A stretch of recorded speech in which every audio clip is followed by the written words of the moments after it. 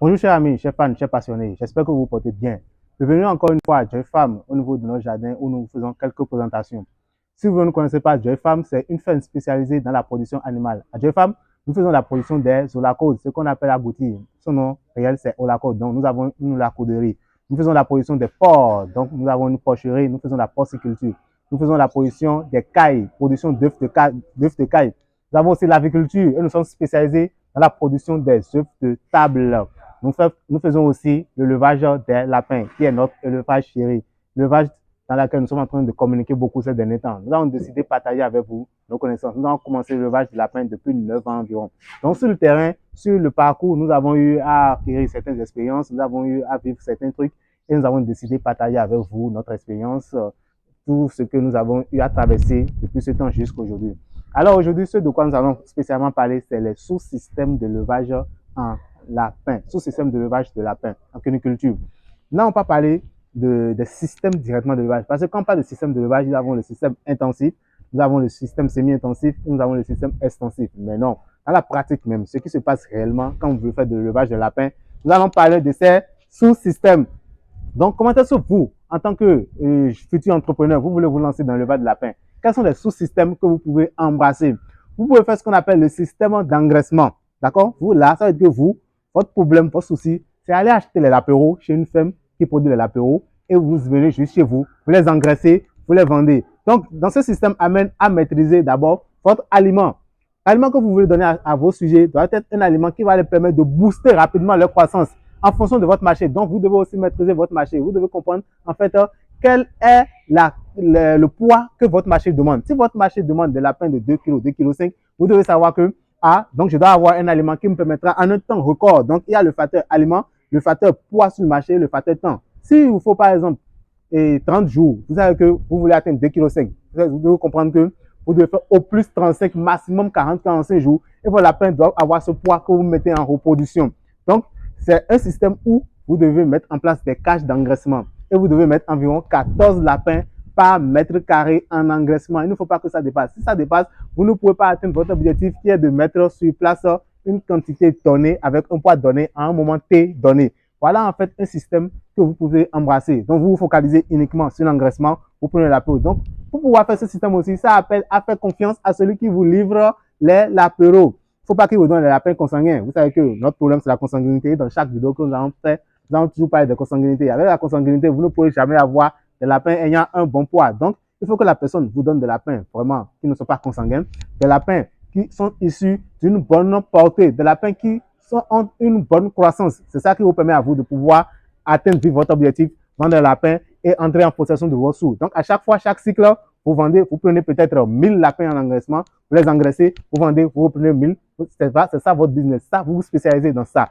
Il y a aussi le système qu'on appelle le système naisseur. C'est-à-dire que dans ce système, vous avez les mâles et les femelles et vous faites des accouplements. Ça se fait des accouplements, vous avez des lapéros que vous vendez maintenant à ceux qui sont dans le système engraisseur. Donc, pour pouvoir faire ce système naisseur, ça appelle à beaucoup de choses. Vous devez maîtriser la race avec laquelle vous êtes en train de fonctionner. Ce sont des races très prolifiques, des races qui ont de très bonnes attitudes maternelles, laitières. Il faut que vous ayez des mâles qui ont vraiment l'âge et le poids d'accouplement, l'âge et le poids de reproduction.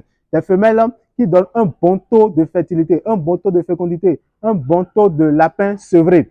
Des femelles, des reproducteurs qui sont réputés pour leurs caractéristiques de bonne prolificité et surtout de bonne croissance. C'est ça qui donne votre crédibilité, vous, à celui chez qui vous voulez vendre maintenant vos futurs lapéros, qui prendra vos lapéros pour les engraisser, lui, chez eux. C'est un système aussi, c'est un système que beaucoup de gens ne font pas en Afrique, mais qui est très souvent recommandé. Vous avez en Europe, lorsque vous allez voir, ils sont dans ce genre de système. Soit ils sont en engraissement, ils prennent les lapins, les engraissent et les vendent, soit ils sont dans le système naisseur. Maintenant, le troisième système qui est répandu en Afrique, c'est le système naisseur-engraisseur, qui est le système que nous pratiquons ici à Joy Farm. C'est-à-dire que nous sommes spécialisés aussi bien dans la production des lapéros que dans la production des lapins en engraissement. D'accord? Donc, lorsque vous faites ce système, ça demande beaucoup plus de présence, beaucoup plus d'attention, beaucoup plus de maîtrise, beaucoup plus de science. Et toutes ces sciences, en fait, c'est simple. Ça se passe avec le temps. Lorsqu'on est dedans, on acquiert les performances, on acquiert les connaissances. Et lorsque vous faites un petit peu de formation à côté, vous maîtrisez correctement comment ça se passe. Alors, lorsque vous êtes dans ce système, vous devez avoir toutes les caractéristiques que nous avons précitées au niveau des deux autres systèmes. Vous devez avoir un bon environnement, un bon bâtiment. Il faut que les cages soient des cages en fonction, vous devez avoir des cages d'engraissement, vous devez avoir des cages des mères, Vous devez avoir des cages d'œufs, des paires aussi. Et aussi, vous devez maîtriser la reproduction du lapin. Donc, à quel moment j'amène ma lapine chez le lapin pour faire l'accouplement? Combien de fois je fais l'accouplement? Quels sont les résultats obtenus? Comment faire pour améliorer à chaque fois? Et ainsi donc, lorsque vous finissez, vous avez des lapéraux à la mise bas. Vous devez suivre les lapéraux sous mer. Aussi, combien de lapins vous arrivez à sevrer? Et maintenant, comment est-ce que vous gérez aussi l'engraissement? Donc, à chaque fois, lorsque vous êtes dans un système, vous avez les deux côtés, aussi bien la naissance que l'engraissement que vous souhaitez. Alors, si vous ne savez pas en fait qu'il y avait 3 systèmes de levage, c'est maintenant vous êtes au courant qu'il y a 3 systèmes de levage. Soit vous êtes en engraissement, soit vous faites juste le système naisseur, ou vous faites les deux systèmes. C'est à vous de voir en fonction de votre objectif, en fonction de là où vous voulez aller, en fonction du temps que vous voulez consacrer, en fonction de l'amour, en fonction aussi de votre moyen, parce qu'il s'agit de moyens et d'espace. Si vous avez l'espace uniquement pour faire l'engraissement, faites l'engraissement. Ce n'est pas la peine de vous mettre dans le système naisseur où vous allez perdre de l'argent, vous allez perdre des animaux. Si vous pouvez aussi faire uniquement le système naisseur, faites le système naisseur et revendez carrément les lapéraux. Si vous n'avez pas le marché, peut-être pour pouvoir engraisser les lapins. Maintenant, si vous avez un grand espace, si vous avez une grande vision, vous pouvez aussi faire aussi le système naisseur engraisseur. Donc, vous comprenez maintenant qu'il y a 3 systèmes qui vont vous permettre de faire le levage de lapin. C'est à vous de décider ce que vous voulez faire et vous faire former sur ce que vous voulez faire.